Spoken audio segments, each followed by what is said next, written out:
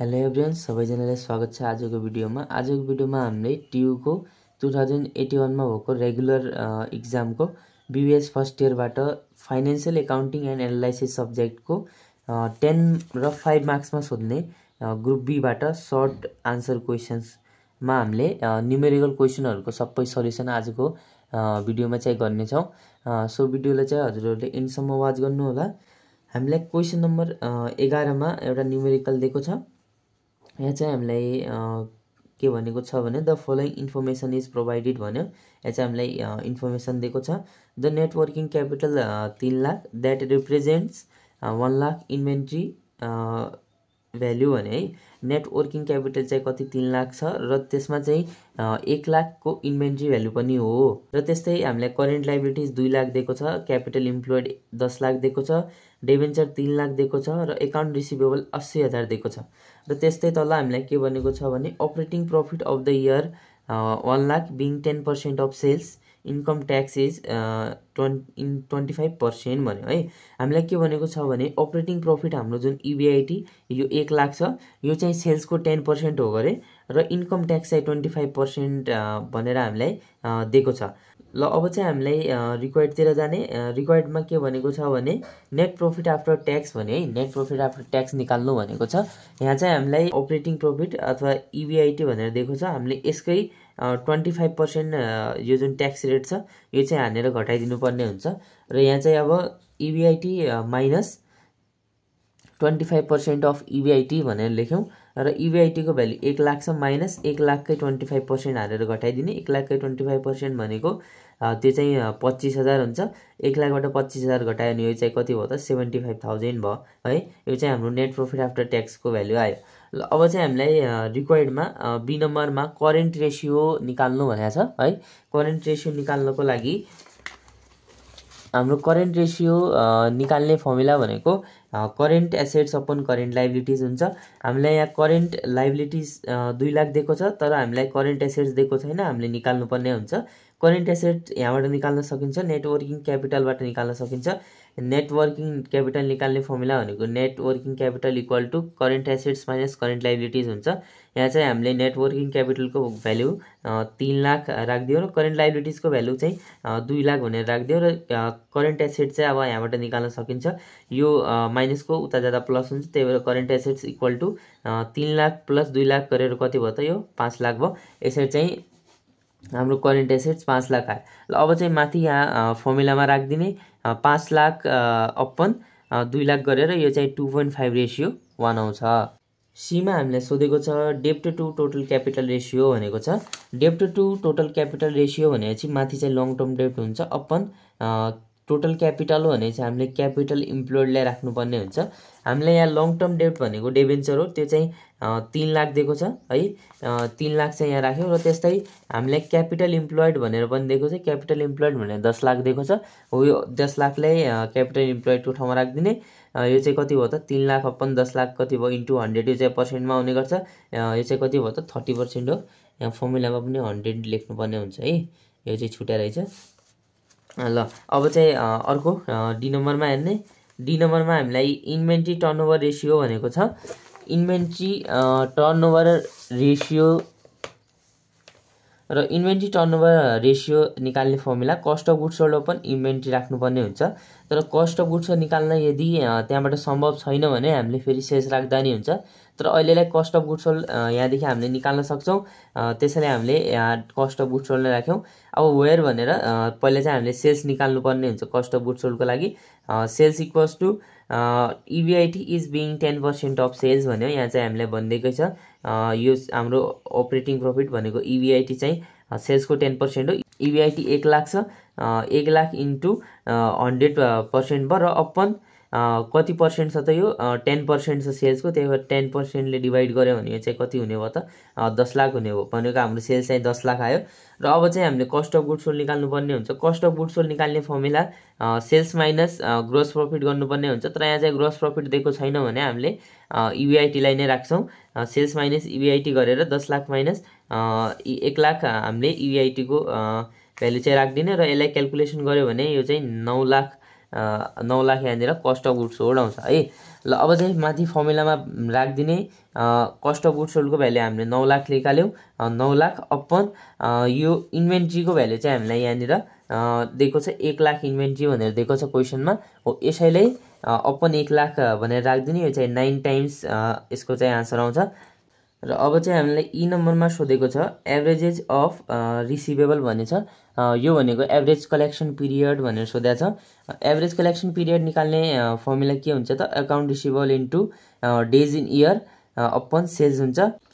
यहाँ चाहिँ account रिसिभेबलको value 80,000 दिएको छ, त्यही भएर हामीले 80,000 यहाँ अकाउन्ट रिसिभेबलको ठाउँमा राख्यौँ र इन्टु 1 वर्षमा 365 दिन हुन्छ, त्यही भएर 365 दिन भनेर राख्यौँ र भर्खरै हामीले सेल्स चाहिँ 10 लाख निकालेका थियौँ हो। त्यो 10 लाखलाई यहाँ तल राखिदिउँ र यो चाहिँ 29.2 आउँछ र यो चाहिँ डेजमा आउने गर्छ, त्यही भएर यसलाई चाहिँ लगभग यो चाहिँ कति भयो त 29 डेज भयो है। हामीलाई एफ नम्बरमा भनेको छ return on shareholders equity भन्यो है।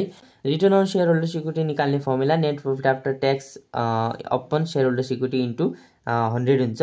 हामीले नेट प्रॉफिट आफ्टर ट्याक्सको भ्यालु अघि सुरुमा 75,000 निकालेको थियौँ, त्यो चाहिँ राखिदिउँ। र अब चाहिँ हामीलाई सेयर होल्डर्स इक्विटी निकाल्नुपर्ने हुन्छ, जहाँ सेयर होल्डर्स इक्विटी चाहिँ हामीले क्यापिटल इम्प्लोइडबाट निकाल्न सक्छ। हामीलाई क्यापिटल इम्प्लोइड भनेर 10 लाख दिएको छ। क्यापिटल इम्प्लोइड निकाल्ने formula long term debt plus share holders equity हुन्छ। यहाँ चाहिँ हामीलाई क्यापिटल इम्प्लोइडको भ्यालु चाहिँ 10 लाख दिएको छ, 10 लाख राखिदिउँ। र यहाँ फेरि अर्को डेभेन्चरको भ्यालु चाहिँ 3 लाख दिएको छ, डेभेन्चर्स भनेर 3 लाख राखिदिउँ। र प्लस एसएचई भनेको सेयर होल्डर्स इक्विटी हामीले लेख्यौँ र यो प्लसको यता आएर माइनसमा आउँछ, त्यही भएर 10 लाख माइनस 3 लाख गरेर यो चाहिँ 7 लाख भयो। त्यसो भए सेयर होल्डर्स इक्विटीको भ्यालु चाहिँ 7 लाख आयो र यहाँ चाहिँ अब हामीले सेयर होल्डर्स इक्विटीको भ्यालु 7 लाख भनेर राखिदिउँ र यसलाई इन्टु 100 गरेर क्यालकुलेसन गऱ्यो भने 10.71% चाहिँ यसको आन्सर आउने गर्छ। हामीले यहाँ जी नम्बरमा चाहिँ लास्टमा नेट प्रॉफिट मार्जिन निकाल्नु भनेको छ। नेट प्रॉफिट मार्जिन निकाल्ने formula net profit after tax upon sales into 100 हुन्छ। नेट प्रॉफिट आफ्टर ट्याक्सको भ्यालु हामीले सुरुमा 75,000 निकालेको थियौँ ट्याक्स घटाएर इबिआइटीबाट, त्यो चाहिँ राखिदिउँ। र सेल्सको भ्यालु चाहिँ हामीले भर्खरै 10 लाख भनेर निकालेको थियौँ, त्यो पनि राखिदिउँ र इन्टु 100 चाहिँ फर्मुलाकै भइहाल्यो। र यसलाई चाहिँ क्यालकुलेसन गऱ्यो भने 7.5 आउँछ र त्यो चाहिँ पर्सेन्टमै हुने गर्छ, त्यही भएर हामीले पर्सेन्टमै लेखिदिउँ। ल अर्को चाहिँ हामीलाई क्वेसन नम्बर 12 मा एउटा क्वेसन सोधेको छ र यो क्वेसन चाहिँ हामीलाई 10 मार्क्समा सोधेको छ। यहाँ हामीलाई ABC company provides the following information related to the inventories of 6 month है, 6 महिनाको इन्भेन्ट्रीको उसले चाहिँ इन्फर्मेसनहरू दिएको छ हामीलाई। र रिक्वायर्डमा के भनेको छ भने ending inventory and cost of goods sold under FIFO and weighted average costing method भनेको छ। र income statement showing net income assume depreciation expenses 5,000 and other operating expenses is 10,000 है। हामीलाई एन्डिङ इन्भेन्ट्री र कस्ट अफ गुड्स सोल्ड निकाल्नु भनेको छ weighted average method है, डब्लुएसी मेथडबाट, र हामीलाई फिफो मेथडबाट पनि निकाल्नु भनेको छ। र त्यस्तै हामीलाई इन्कम स्टेटमेन्ट भनेको छ सोइङ नेट इन्कम देखाएर इन्कम स्टेटमेन्ट बनाउनुहोस् भनेको छ। र हामीलाई डिप्रिसिएसनको एक्सपेन्सेस र अपरेटिङ एक्सपेन्सेसहरू है, अदर अपरेटिङ एक्सपेन्सेसहरू भनेर दिएको छ। ल अब चाहिँ हामीले यसको सल्युसन गर्नेछौँ। हामीले एबाट चाहिँ स्टार्ट गर्नेछौँ। एमा चाहिँ हामीले cost of goods sold available for sale चाहिँ सुरुमा निकाल्नुपर्ने हुन्छ, यो चाहिँ अगाडि हामीलाई चाहिने हुन्छ, त्यो अहिले निकालेर राखिदेऊ। ओपनिङ स्टक प्लस पर्चेस गरेर हामीले cost of goods available for sale निकाल्न सक्छौँ। ओपनिङ स्टक को भ्यालु चाहिँ हामीलाई यहाँ बिनिङ इन्भेन्ट्री भनेर 600 युनिट चाहिँ दिएको छ, कतिका दरले 10 रुपियाँका दरले, त्यही भएर हामीले 600 इन्टु 10 गऱ्यौँ र प्लस हामीले पर्चेसहरू जे जति छ त्यो सबैलाई राखिदिनु 1100 युनिट्स इन्टु 12 को रेट हो, त्यो चाहिँ राखिदिउँ।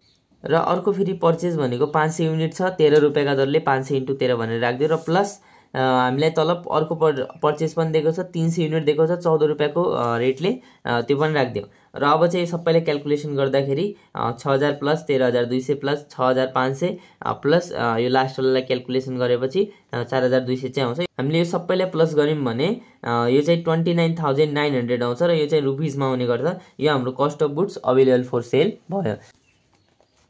ल अब चाहिँ हामीले अन्डर फिफो मेथड भनेर यसरी लेखिदिने। फिफो मेथड भित्र चाहिँ हामीले कस्ट अफ गुड्स सोल्डको चाहिँ क्यालकुलेसन गरिरहेछौँ। कस्ट अफ गुड्स सोल्ड भनेको सेल्स युनिट इन्टु रेट गर्नुपर्ने हुन्छ। यहाँ चाहिँ हामीले सुरुमा कति चाहिँ सेल्स गरिरहेको छ कम्पनीले टोटल त्यो निकाल्नुपर्ने हुन्छ। एउटा चाहिँ सेल्स भनेको 1500 दियो, 1500 र अर्को भनेको 800 दियो सेल्स। यहाँ चाहिँ 800 दिएको छ र हामीले 1500 प्लस 800 गरेर टोटलमा 2300 चाहिँ सेल्स गरेको छ भनेर निकाल्यौँ।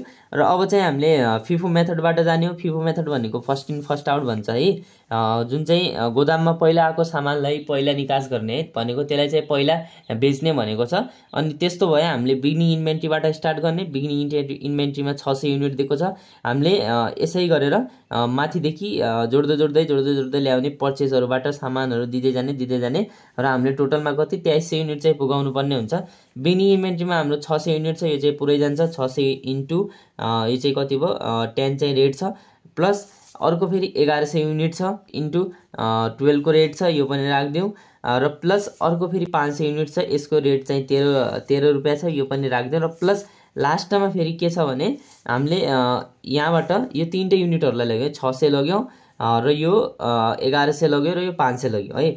अब यिनीहरूलाई एड गर्ने है, हामीले 2300 मात्रै पुगाउनु पर्ने हुन्छ, त्योभन्दा बढी बेसीको होइन, त्यही भएर हामीले त्योभन्दा बढी नराख्ने। यहाँ चाहिँ 1100 प्लस 600 कति भयो त यो युनिट 1700 युनिट भयो र त्यसमा चाहिँ 500 युनिट जोड्यो भने पनि 2200 युनिट भयो। र अब चाहिँ हामीलाई कति चाहियो त थप, अब चाहिँ हामीलाई 100 युनिट अझै चाहिएको छ। हामीले चाहिएको भनेको 100 युनिट मात्रै हो, 2300 युनिट पुगान। त्यही भएर हामीले के गर्छौँ भने यहाँबाट 100 युनिट मात्रै बेच्यौँ, कतिको रेटले 14 रुपियाँको दरले है। त्यसो भए 100 इन्टु 14 गरेर हामीले राखिदिउँ। र अब चाहिँ सबैलाई क्यालकुलेसन गरिदिने। यसलाई क्यालकुलेसन गऱ्यो भने 6000 आउँछ, यसलाई क्यालकुलेसन गऱ्यो भने 13200 आउँछ, यसलाई क्यालकुलेसन गऱ्यो भने 6500 र यसलाई क्यालकुलेसन गऱ्यो भने 1400 आउँछ। र यो चाहिँ टोटलमा जोडिदियो भने रुपिजमा 27100 चाहिँ यो आउने गर्छ है। अन्डर फिफो मेथडबाट हामीले कस्ट अफ गुड्स सोल्ड चाहिँ निकाल्यौँ। ल अब चाहिँ हामीले इन्भेन्ट्री एन्डिङ इन्भेन्ट्रीतर्फ लाग्नेछौँ। एन्डिङ इन्भेन्ट्री निकाल्ने फर्मुला भनेको सिओजी अवेलेबल। सिओजी भनेको कस्ट अफ गुड्स अवेलेबल है, cost of goods available for sale minus COGS भनेको कस्ट अफ गुड्स सोल्ड। यो फिफो मेथडवाला हामीले जो निकाल्यौँ यसलाई चाहिँ राख्नुपर्ने हुन्छ। Cost of goods sold available भनेर हामीले यहाँ माथि 29900 चाहिँ निकालेको थियौँ, यसलाई चाहिँ राखिदिनु पर्ने हुन्छ 29900 माइनस हामीले यो भर्खरै निकालेको कस्ट अफ गुड्स सोल्ड 27100 छ, यो पनि राखिदियो भने यो चाहिँ कति भयो त 2800 हाम्रो एन्डिङ इन्भेन्ट्री आयो। ल अब चाहिँ अन्डर डब्लुएसी मेथड भनेको वेटेड एभरेज मेथडबाट हामी जानेछौँ।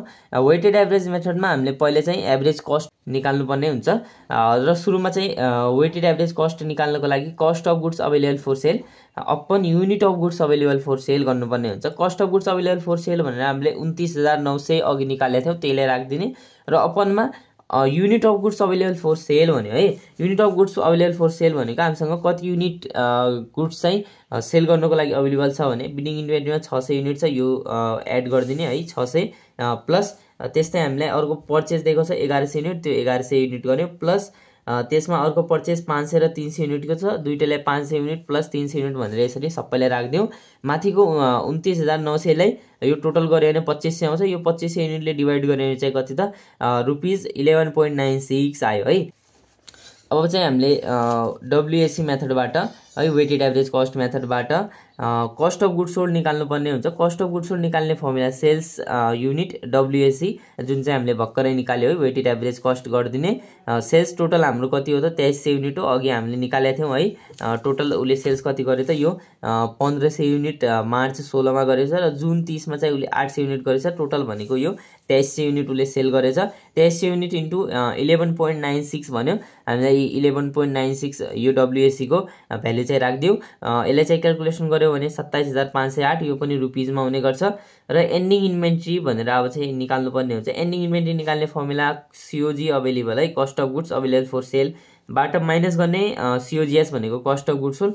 कस्ट अफ गुड्स सोल्डको भ्यालु चाहिँ यो होला है, डब्लुएसी भनेको वेटेड एभरेज कस्टवाला कस्ट अफ गुड्स सोल्ड जुन चाहिँ हामीले 27508 निकालेको थियौँ, यसले चाहिँ राख्नुपर्ने हुन्छ।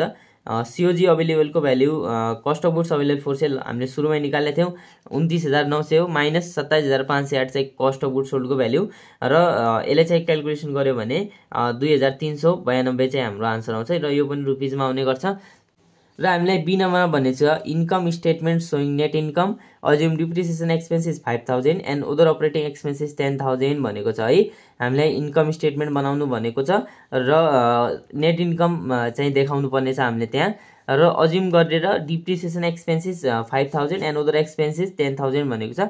हामीले यदि यसरी भन्छ भने हामीले जहिले पनि दुईटै मेथडबाट है हामीले यहाँ जे सोधेको छ, जस्तो अहिलेको लागि यहाँ फिफो सोधेको छ भने फिफो मेथड र वेटेड एभरेज कस्ट मेथड दुईटै मेथडबाट हामीले नेट लस र नेट प्रफिट देखाउनु पर्ने हुन्छ है। त्यो चाहिँ कसरी देखाउँछ अब मैले यहाँ सिकाउने छु। सुरुमा चाहिँ हामीले इन्कम स्टेटमेन्ट भन्यो पार्टिकुलर, यहाँ चाहिँ फिफो मेथडबाट र यहाँ चाहिँ डब्लुएसी मेथडबाट चाहिँ हामीले देखाउँछौँ। सुरुमा चाहिँ हामीले सेल्स राख्नुपर्ने हुन्छ इन्कम स्टेटमेन्टमा। सेल्सको भ्यालु चाहिँ हामीले यहाँबाट निकाल्न सक्छौँ। सेल्स चाहिँ 1500 युनिट सेल्स गरेको छ, कति 15 रुपियाँको दरले, एउटा त्यो चाहिँ राख्यो, र प्लस हामीलाई 800 युनिट अर्को सेल्स गरेछ कति 17 रुपियाँको दरले, र त्यो पनि राखिदियो। र यसलाई क्यालकुलेसन गऱ्यो भने 36100 आउँछ। सेल्स चाहिँ दुवैमा सेम नै हुन्छ 36100 है। र अब चाहिँ सेल्सबाट लेस गर्ने कस्ट अफ सेल्स अथवा कस्ट अफ गुड्स सोल्ड है, सिओजिएसलाई लेस गर्ने। हामीले सिओजिएस दुईटै मेथडबाट निकालेका थियौँ। फिफोबाट चाहिँ 27100 आएको थियो, र त्यस्तै डब्लुएसी मेथडबाट चाहिँ 27508 आएको थियो। दुईटैको फरक कस्ट अफ गुड्स सोल्ड छ, त्यो दुईटैलाई यहाँ चाहिँ राखिदिने। र यहाँबाट फेरि क्यालकुलेसन गर्यो भने है सेल्सबाट कस्ट अफ गुड्स सोल्डलाई घटायो भने यो चाहिँ ग्रोस प्रफिट आउँछ। फिफो मेथडको 9000 आएको छ ठिक्कै, र यसको डब्लुएसी मेथडको 8592 आएको छ। र त्यस्तै हामीले फेरि यहाँबाट अपरेटिङ एक्सपेन्सेसहरूलाई लेस गरिदिने ग्रोस प्रफिटबाट। अपरेटिङ एक्सपेन्सेसभित्र चाहिँ हामीलाई दुईवटा कुराहरू दिएको छ यहाँ क्वेसनमा। एउटा हामीलाई डिप्रिसिएसन एक्सपेन्सेस 5000 दिएको छ, हामीले डिप्रिसिएसन एक्सपेन्सेस 5000 भनेर दुईटैमा राखिदिउँ। र त्यस्तै हामीलाई यहाँ अदर अपरेटिङ एक्सपेन्सेस 10000 भनेर दिएको छ, हामीले यहाँ अदर अपरेटिङ एक्सपेन्सेस 10000 भनेर दुईटै ठाउँमा राखिदिउँ। र अब यहाँ चाहिँ हाम्रो एक्सपेन्सेसहरू हाम्रो ग्रोस प्रफिटभन्दा बढी छ यो है, त्यसो भए यहाँ चाहिँ नेट लस हुने गर्छ, त्यसले हामीले नेट लस भनेर लेख्यौँ। र अब चाहिँ यो हाम्रो एक्सपेन्सेसहरूलाई ग्रोस प्रफिटबाट घटाउने हो भने यो चाहिँ 6000 आउँछ, माइनसमा 6000 आउँछ किनकि यो चाहिँ लस हो। र त्यस्तै यतापट्टि पनि हामीले क्यालकुलेसन गर्यो भने यो माथिको ग्रोस प्रफिटबाट यो तलको यो टोटल एक्सपेन्सेसहरू जुन चाहिँ 15000 हुन्छ 10000 प्लस 5000 यसलाई चाहिँ घटाइदियो भने यो चाहिँ 6408 यसरी नेट लस यो पनि आउँछ। र यसरी चाहिँ हामीले इन्कम स्टेटमेन्ट पनि सल्युसन गर्ने। यहाँनिर हामीलाई अर्को न्युमेरिकल चाहिँ क्वेसन नम्बर 13 को एमा दिएको छ, र यहाँनिर हामीलाई के भनेको छ भने a company purchased a machine costing rupees 2,20,000 on 1 Baishakh 2078 भनेको छ। The useful life of the machine is 5 years with the expected salvage value of rupees 20,000। Company चाहिँ एउटा मेसिन किने रहेछ अन 1 वैशाख 2078, यो डेटमा चाहिँ 2,20,000 को एउटा मेसिन चाहिँ किने रहेछ। र यहाँनिर त्यो मेसिनको युजफुल लाइफ भनेको 5 वर्ष रहेछ, र उसको चाहिँ एक्सपेक्टेड सेल्वेज भ्याल्यु भनेको स्क्रैप भ्याल्यु चाहिँ 20,000 रहेछ है। The company decided to follow the straight line depreciation policy. कम्पनीले चाहिँ डिप्रिसिएसन काट्दाखेरि स्ट्रेट लाइन मेथड चाहिँ युज गर्ने भनेर डिसाइड गरेर रहेछ गरे।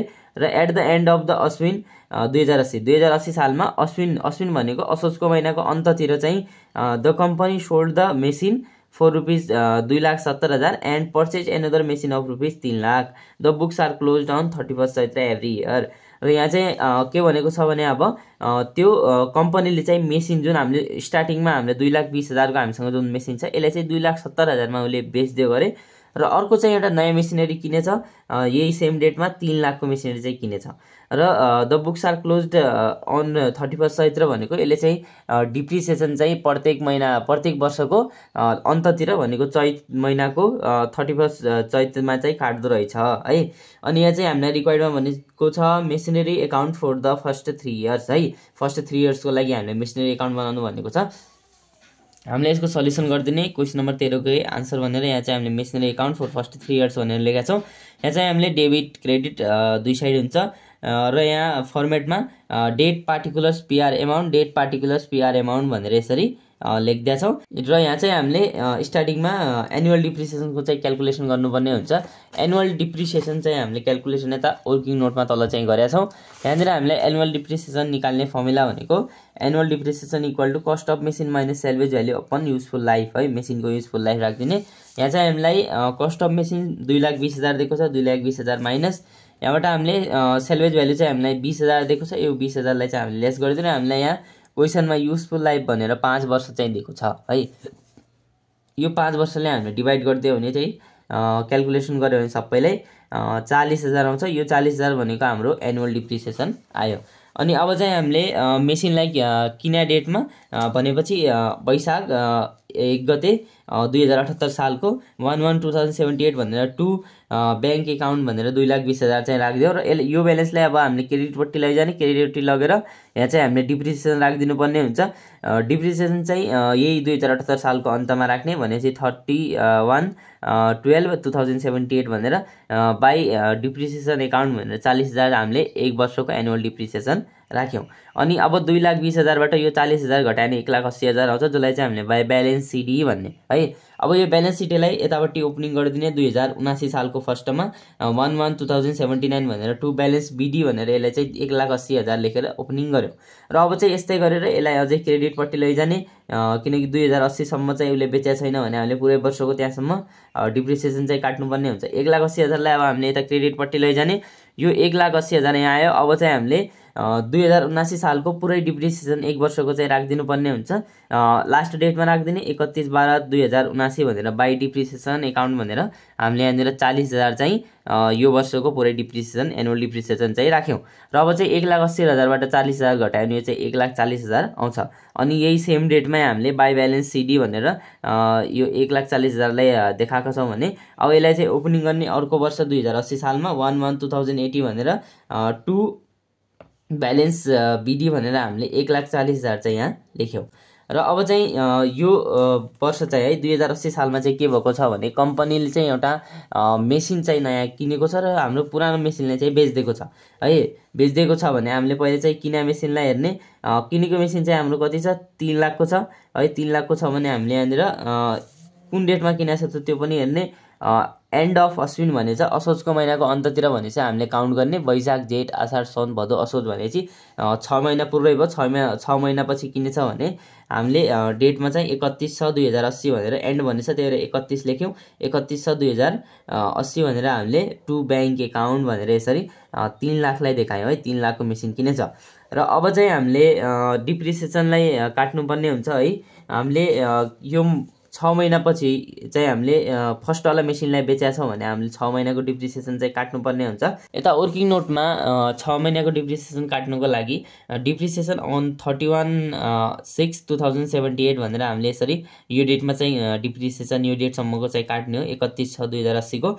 अनि यहाँनिर चाहिँ हामीले तल पोस्टमा 6 मन्थ्स भनेर है 6 महिनाको चाहिँ हामीले काट्ने हो। र यहाँ चाहिँ क्यालकुलेसन गरिदिने 40,000 एनुअल डिप्रिसिएसनबाट निकाल्ने, 40,000 इन्टु हामीले कति महिनाको डिप्रिसिएसन निकाल्ने हो त 6 महिनाको निकाल्ने हो, माथि 6 लेखिदिने। अनि वर्षमा कति महिना हुन्छन् त 12 महिना हुन्छन् भने तल 12ले डिभाइड गर्ने भने यो चाहिँ कति 20,000 आउँछ है। र यहाँनिर हामीले भर्खरै निकालेको 6 महिनाको डिप्रिसिएसनलाई राखिदिनु पर्ने हुन्छ। हामीले बाई डिप्रिसिएसन एकाउन्ट भनेर 20,000 लेखिदियो, यो चाहिँ 6 महिनाको डिप्रिसिएसन हो। र यसलाई चाहिँ हामीले मेसिन बेचेको 31/6/2080 सालमा हो, त्यही भएर यही सेम डेटमै राखिदिने है। र यहाँनिर चाहिँ अब हामीले बाई ब्याङ्क एकाउन्ट भनेर हाम्रो मेसिन कतिमा बेचेको छ त त्यो चाहिँ राख्नुपर्ने हुन्छ। यहाँनिर चाहिँ हाम्रो मेसिनलाई 2,70,000मा बेचेको छ भने हामीले 2,70,000 भनेर यसरी राखिदियो। र यसलाई पनि सेम डेटमै राख्ने 31/6/2080 सेम डेटमै राखिदिने। र अब चाहिँ हामीले एउटा अर्को जुन नयाँ मेसिन हामीले किनेको छ भर्खरै 3 लाख, यसको चाहिँ हामीले राख्नुपर्ने हुन्छ, डिप्रिसिएसन चाहिँ राख्नुपर्ने हुन्छ। डिप्रिसिएसन हामीले 6 महिनाको मात्रै निकाल्ने, किनकि यो मेसिन चाहिँ 2080 सालको 6 महिना पछि किन्यो भने 2080 सालको अन्तसम्म चाहिँ त्यो 6 महिना मात्रै चल्या हुन्छ, त्यही भएर हामीले 6 महिनाको डिप्रिसिएसन मात्रै काट्नुपर्ने हुन्छ यो 3 लाखवाला मेसिनको। यता चाहिँ पहिला हामीले एनुअल डिप्रिसिएसनको क्यालकुलेसन गर्ने।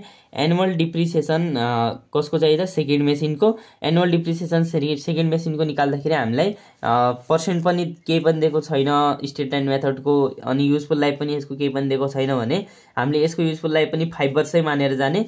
र त्यसो भए हामीले 3 लाखलाई युजफुल लाइफ हो, अनि स्क्रैप भ्यालु केही पनि दिएको छैन, त्यही हामीले स्क्रैप भ्यालु नमान्ने, तर युजफुल लाइफ चाहिँ 5 इयर नै मानेर हामीले जानुपर्ने हुन्छ। 3 lakh divide by useful life यसको 5 भयो, स्क्रैप भ्यालु छैन हुन्थ्यो भने हामीले घटाउँथ्यो। यो चाहिँ कति भयो त क्यालकुलेसन गर्यो भने यो 60,000 भयो है। ल अब चाहिँ हाम्रो एनुअल डिप्रिसिएसन हामीले 60,000 निकाल्यो भने यसलाई अब 6 मन्थको डिप्रिसिएसनमा चाहिँ कन्भर्ट गर्नुपर्ने हुन्छ। 6 मन्थको डिप्रिसिएसनको लागि 60,000 इन्टु यो चाहिँ हाम्रो एनुअल डिप्रिसिएसन 60,000 इन्टु यसलाई चाहिँ हामीले निकाल्न चाहेको कति महिनाको हो त 6 महिनाको हो भने माथि 6 ले मल्टिप्लाई गर्ने, अपन वर्षमा कति महिना हुन्छ त 12 महिना हुन्छ भने तल 12 ले चाहिँ डिभाइड गर्ने। अनि यो चाहिँ कति आउँछ त 30,000 चाहिँ आउँछ है, 30,000 आउँछ। अब चाहिँ हामीले यसलाई फर्मेटमा चढाइदिनु पर्ने हुन्छ। यतापट्टि हामीले फर्मेटमा यहाँनिर बाई डिप्रिसिएसन एकाउन्ट भनेर 30,000 चाहिँ हामीले चढाएका छौँ र यो चाहिँ हामीले यसै वर्षको लास्ट डेटमा काट्ने हो, त्यही भएर 31/12/2080 भनेर लास्ट डेटलाई चाहिँ लेख्यौँ। अब चाहिँ हामीले जुन 2,70,000 मा जुन मेसिन बेचेका छौँ फर्स्टवाला मेसिनलाई, यसको चाहिँ हामीले प्रफिट भयो कि लस भयो बेच्दाखेरि त्यो चाहिँ निकाल्नुपर्ने हुन्छ। त्यसको लागि हामीले यतापट्टि वर्किङ नोटमा क्यालकुलेसन गरिदिने। यहाँनिर माथि चाहिँ हामीले calculation of profit or loss on sale भनेर लेखा छ है, मेसिनेटको सेलमा लस भयो कि प्रफिट भयो भने हामीले क्यालकुलेसन गर्ने हो। यहाँनिर चाहिँ स्टार्टिङमा हाम्रो कस्ट अफ मेसिन भनेर कति थियो त, यहाँ हामीलाई क्वेसनमा दिएको छ 2,20,000 भनेर दिएको छ, 2,20,000 भनेर हामीले कस्ट अफ मेसिन राख्यौँ र त्यहाँबाट लेस टोटल डिप्रिसिएसन चाहिँ गर्ने। टोटल डिप्रिसिएसन हामीले गर्ने हो भने यहाँ चाहिँ हामीले फर्मेटमा टोटल डिप्रिसिएसन चाहिँ राखेका छौँ। पहिलो वर्षमा हामीले 40,000 राखेका छौँ, त्यो भयो। दोस्रो वर्षको 40,000 र तेस्रो वर्षमा 6 महिनाको हामीले 20,000 राखेका छौँ भने यो तीनटै डिप्रिसिएसनलाई टोटल गरिदिने। यहाँ चाहिँ हामीले 40,000 प्लस 40,000 प्लस 20,000 भनेर टोटल डिप्रिसिएसन चाहिँ हामीले राख्दैछौँ। टोटल डिप्रिसिएसन कति भयो त, यो सबै जोडेर 1 लाख भयो। अनि 1 लाखलाई यहाँदेखि माइनस गर्ने हो भने 1,20,000 हाम्रो बुक भ्याल्यु आयो। र अब चाहिँ योबाट हामीले सेल्स प्राइसलाई माइनस गरिदिने। सेल्स प्राइस हामीलाई 2,70,000 हामीले यहाँ क्वेसनबाट हेरेको छ है, क्वेसनमा हामीले दिएको छ 2,70,000 मा बेच्यो भनेर हामीले 2,70,000 यहाँ चाहिँ लेख्यौँ। अनि अब यसलाई चाहिँ लेस गर्ने हो भने यो चाहिँ 1,50,000 आउँछ। 1,50,000 हाम्रो नेट प्रफिट आयो। र यहाँनिर चाहिँ के हुन्छ भने यदि हाम्रो सेल्स प्राइस बुक भ्याल्यु भन्दा बढी छ भने त्यहाँनिर नेट प्रफिट हुन्छ, तर बुक भ्याल्यु बढी छ र सेल्स प्राइस कम छ भने त्यहाँनिर चाहिँ फेरि नेट लस हुन्छ है। यहाँनिर चाहिँ अहिले चाहिँ हाम्रो सेल्स प्राइस बढी छ बुक भ्याल्यु भन्दा, बुक भ्याल्यु 1,20,000 छ तर सेल्स प्राइस चाहिँ 2,70,000 बढी छ भने त्यही भएर हामीले नेट प्रफिट भनेर 1,50,000 यहाँनिर लेख्यौँ है। अब यो नेट प्रफिटलाई हामीले फर्मेटमा राख्नुपर्ने हुन्छ।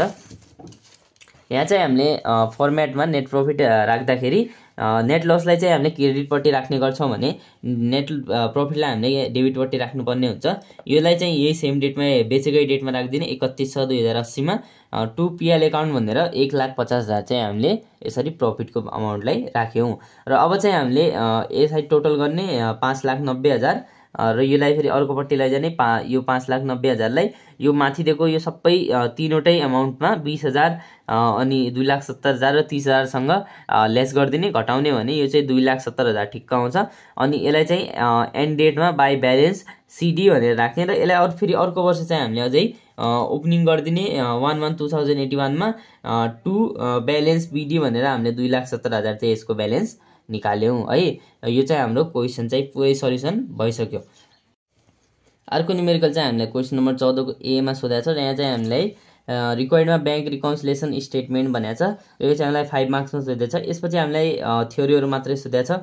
14 को बीमा थ्योरी छ, 15 नम्बरमा थ्योरी छ र 16 नम्बरमा थ्योरी छ। यो चाहिँ हाम्रो लास्ट न्युमेरिकल हुनेछ ग्रुप बीबाट।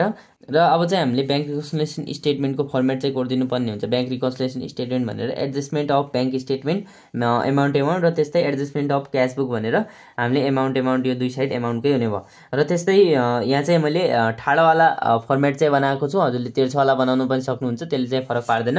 र क्वेसनले अब चाहिँ हामीलाई के भनेको छ भने on Chaitra 2080 bank statement disclosed a balance of rupees 11,400 and cash book showed the balance of rupees 11,000। हामीले ब्याङ्क स्टेटमेन्टले 11,400 को ब्यालेन्स देखाएको गरे र क्यास बुकले चाहिँ 11,000 को ब्यालेन्स देखाएको छ। अब चाहिँ हामीले यसलाई फर्मेटमा राख्नुपर्ने हुन्छ। Unadjusted balance as per bank statement भनेर ब्याङ्क स्टेटमेन्टले डिस्क्लोज गरेको ब्यालेन्स 11,400 यहाँ चाहिँ राख्यो र unadjusted balance as per cash book भनेर हामीले 11,000 ब्यालेन्स चाहिँ यहाँनिर ब्याङ्क यो क्यास बुकको चाहिँ राखिदिउँ। र अब चाहिँ हामीले तल क्वेसनहरुमा जाने डिपोजिट इन ट्रान्जिट भनेर 2000 बनेको छ। डिपोजिट इन ट्रान्जिट भनेको हाम्रो ट्रान्जिट हामीले डिपोजिट गर्न पठाएको पैसा अहिलेसम्म डिपोजिट भएको छैन भने त्यो चाहिँ फ्युचरमा डिपोजिट हुन्छ। त्यही भएर हामीले चाहिँ यसलाई ब्याङ्क स्टेटमेन्टमा एड गर्नुपर्ने हुन्छ। हामीले एड भनेर डिपोजिट इन ट्रान्जिट भनेर यहाँ चाहिँ 2000 लेख्यौं। र त्यस्तै हामीले अर्को क्वेसनमा भनेको छ cheque issued ₹6,000 but only 2,000 presented for payment भन्यो है। चेक चाहिँ इस्यु गर्यो 6,000को चेक चाहिँ इस्यु गर्यो, त्यहाँमध्ये 2,000 मात्रै हाम्रो खाताबाट पेमेन्ट गरिएको गऱ्यो, बाँकी 4,000 भनेपछि पछि अझै पेमेन्ट हुनेछ। त्यही भएर हामीले चाहिँ यसलाई ब्याङ्क स्टेटमेन्टबाट लेस गरिदिने, यसलाई चाहिँ आउटस्ट्यान्डिङ चेकहरू भन्ने है, आउटस्ट्यान्डिङ चेक्स भन्ने, र यसलाई चाहिँ लेस गरिदिने कति त 4,000को एमाउन्ट हो, बाँकी 4,000 हुन्छ अझै, त्यही भएर 4,000 हामीले यहाँनिर लेख्यौँ। र त्यस्तै अब notes receivable and interest collected by the bank ₹2,500 and 600 respectively. ब्याङ्कले चाहिँ हाम्रो नोट्स रिसिभेबलहरू र इन्ट्रेस्ट चाहिँ कलेक्ट गरिदियो गरे हाम्रो तर्फबाट, त्यसो भए यसलाई चाहिँ हामीले क्यासबुकमा एड गर्नुपर्ने हुन्छ। 2,500 प्लस 3,000 2,500 प्लस 600 गऱ्यो भने चाहिँ कति भयो त 3,100 भयो। यसलाई चाहिँ हामीले add notes receivable and interest collected भनेर 3,100 चाहिँ क्यासबुकतिर चाहिँ हामीले यसलाई एड गऱ्यौँ। र अर्कोमा हामीलाई भनेको छ uh customer check for ₹3,000 was return by the bank due to insufficient fund भन्यो है। यसरी इन्सफिसियन्ट ब्यालेन्स भन्छ भने यो चाहिँ एनएसएफ हो भनेर बुझ्ने। एनएसएफ भनेको उसको चाहिँ खातामा पेमेन्टको लागि पर्याप्त पैसा छैन भने हो त्यो चाहिँ यसलाई चाहिँ हामीले एनएसएफलाई जहिले पनि क्यासबुकबाट लेस गर्नुपर्ने हुन्छ। त्यही भएर हामीले लेस एनएसएफ भनेर 3,000 चाहिँ हामीले यहाँनिर लेख्यौँ। र अर्को चाहिँ हामीले दिएको छ इएफटी पेमेन्ट 1,000 भने चाहिँ इलेक्ट्रोनिक फन्ड ट्रान्सफर हो इएफटी भनेको। यसको अर्थ के हो भने उसले चाहिँ अनलाइनमा ब्याङ्कले हाम्रो पैसा चाहिँ तिर्दै रहेछ भने हामीले चाहिँ थाहा छैन भने हामीले क्यासबुकबाट चाहिँ यसलाई लेस गर्नुपर्ने हुन्छ। लेसमा चाहिँ हामीले क्यासबुकबाट लेस गर्दाखेरि इएफटी पेमेन्ट भनेर 1,000 भनेर यसलाई चाहिँ माइनसमा राख्यौँ। र त्यस्तै हामीले लास्टमा bank charges ₹100 for service provided by the bank. ब्याङ्कले चाहिँ सर्भिस प्रोभाइड गर्नको लागि ₹100 चाहिँ हाम्रो खाताबाट चार्जको रूपमा ब्याङ्क चार्जको रूपमा काट्यो गरे। अब चाहिँ यसलाई हामीले क्यासबुकबाट चाहिँ लेस गर्नुपर्ने हुन्छ।